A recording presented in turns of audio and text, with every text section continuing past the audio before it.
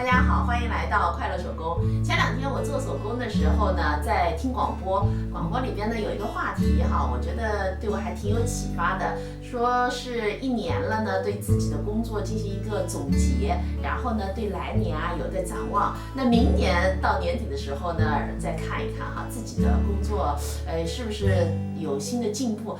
我觉得这个话题确实对我还是挺有触动的哈。今年呢，我一共拍了206个视频哈，做了很多的尝试。当然了，包还是做最多的就是包类的视频，这个播放量呢是最高的，有10万播放量。我呢还尝试了制作衣服类的视频哈。我发了视频以后，有看朋友在下面留言说啊，你还会做衣服呢？好像。大家是不是都觉得我会做包，好像做衣服？其实我会做衣服，而且我觉得我的童装做的还是很不错的。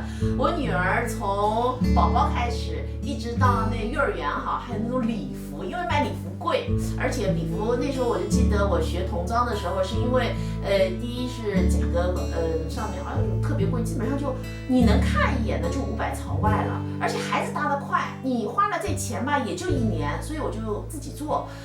用的自己合下来就比较划算，所以我会做的童装还是挺多的。那现在不分享童装的原因呢，就是因为我没有模特儿，我女儿站起来比我都高，她也有1.66米，今年12岁嘛。要是我周围有那种可爱的小宝宝就好了哈，我就可以拿它做模特了，然后就可以拍视频。那还有一些收获呢，想和朋友们分享。我的视频啊是全网发的，国内有，国外也有。今年10月份，我呢开通了我们国内的一个平台的流量组。那国外呢，我也收到了聘码。官方说法就是我呢现在也是 GoGo 的合作伙伴了，听上挺带劲儿的哈。今年在我的橱窗里边，我呢也放上了自己店铺的链接。朋友们在看视频的时候，下方是不是有一个商品链接？里边有铺棉啊、材料包。那这些商品和我视频当中用到的产品是一模一样的哈，大家可以放心购买。现在呢很流行一个词语，不知道大家有没有听说过哈，叫生态链。我呢也给自己打造了一个小小的生态链哈，每天啊忙忙叨叨拍视频，然后还给大家发货，有时候家里边还有点乱七八糟的事儿，所以整1年都过得特别的忙。但我非常的开心，因为我知道，大家都是爱手工的人，为你们服务呢，我是很开心的。我记得我发第一个视频的时候呢，是20年的4月28号，那时候我觉得我就发300个视频，我就跟自己说，发300个视频那就差不多了。为什么呀？因为会做的可能也就那么点。我想我做了300个视频，我发什么呀？我也做不出什么的呀。到现在已经有400多个视频了，我到现在为止还有很多东西想做。原因是什么？就是因为自己随着越做越多，技术它有一个进步。当技术进步了以后，你想做的东西就会越多。技术不好的时候，你可能能做的只有300多个，但有进步了以后呢，你就会发现你做到400多个，我还有很多想做，还是没有做完。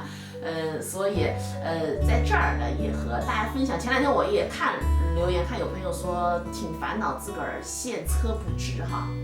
以我丰富的失败经验分享给大家，其实你根本就不用管什么现车值车不值的，这个你做的时间长自然就值了。现在刚开始做的话，你就把它做牢了，能用，第一步就是能完成，这就可以了。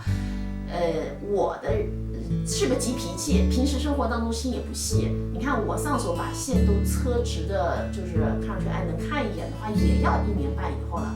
但是我这个不算是特别就是花力气，或者有些新进的哈，我爸他们说新进的，那就3个月线就能车的非常直。所以做手工你不用纠结什么车不直啊，没法看啊，就做就完了。做到后来我跟你们说，线肯定就直了，太放飞自我了哈。也扯得有点远，我把它拉回来，我还没展望呢哈。今年呢，我的展望呢，其实是通过前2天拍的一个视频给我的一个启发。那几个视频，包括过段时间我还要发一个包哈，这几个包呢都是购物网站上面的新款，也是爆款。发了视频以后，朋友们都很喜欢。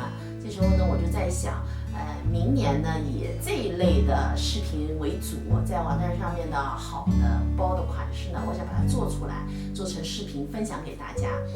做手工其实是非常过程，我自己觉得是非常美好的，对自己的心境呢也是一个很好的磨练。用自己喜欢的面料做自己心仪的东西，过程很美好，结果也会很美好。所以呢，我还是觉得我们呢要快乐手工，快乐认真的对待我们的每一天。